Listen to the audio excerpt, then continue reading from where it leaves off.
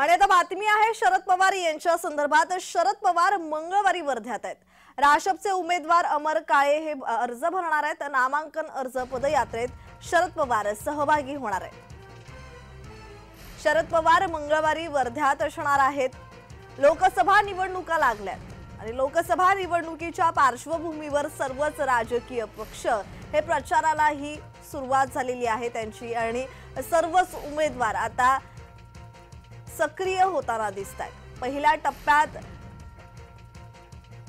जे मतदान होणार आहे त्यासाठी आता सगळेच उमेदवार घोषित उमेदवार हे अर्ज भरताना दिसतात, प्रचार करताना दिसतात, शक्ती प्रदर्शन करताना दिसतात।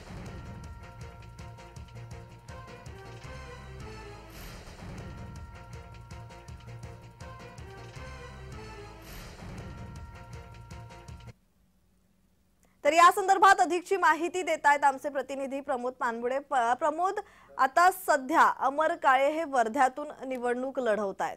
उमेदवार आहेत ते शरद पवार गटाचे आणि दुसरं म्हणजे आता शरद पवारही त्यांच्या शक्ती प्रदर्शनात उतरणार आहेत। या संदर्भात ताजा तपशील।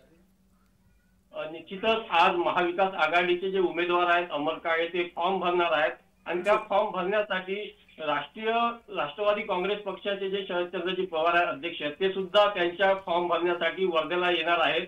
11 वाजता स्वाध्याय मंदिर येथून ते त्यांची रॅली निघणार आहेत। रॅलीच्या तत्पूर्वी स्वाध्याय मंदिर येथे कार्यकर्त्यांना ते शरद पवार चंद्रजी जे आहेत ते कार्यकर्त्यांना संबोधित करणार आहेत। त्यानंतर स्वाध्याय मंदिर येथून रॅली निघणार आणि शहरातील विविध भागातून ही रॅली जिल्हाधिकारी कार्यालयापाशी पोहोचणार आणि त्या ठिकाणी शरदचंद्र पवार यांच्यासोबत महाविकास आघाडीचे जे उमेदवार आहेत जे अमर काळे ते फॉर्म भरणार आहेत। अमर काळे या अगोदर काँग्रेसचे उमेदवार होते, परंतु महाविकास आघाडीने राष्ट्रवादीला ही जागा सोडल्यामुळे त्यांना आता सध्या तुतारी या चिन्हावरती उभं राहावं लागलं आहे।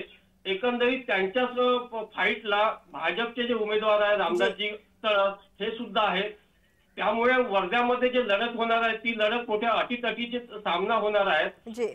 आज शरदचंद्रजी पवार यांच्या फॉर्म भरण्यासाठी वर्धेत येणार आहेत, तर उद्याला महायुतीचे जे उमेदवार आहेत भाजपचे खासदार तर यांच्यासाठी सुद्धा उद्याला नितीनजी गडकरी असेल किंवा देवेंद्रजी फडणवीस असेल किंवा भाजपचे मोठमोठे नेते या ठिकाणी येणार आहेत। प्रमोद, कोणकोणत्या मुद्द्यांवर वर्ध्यात ही लढत होणार आहे? निश्चितच वर्ध्यातील जे मुद्दे आहेत तो आहे एक महत्वाचा म्हणजे विकास। जो मोठ्या जवळपास 10 वर्षापासून जो उड्डाणपूल होता तो उड्डाणपूल अजूनही त्याचं अर्धवट बांधकाम आहे, हा एक महत्वाचा मुद्दा आहे।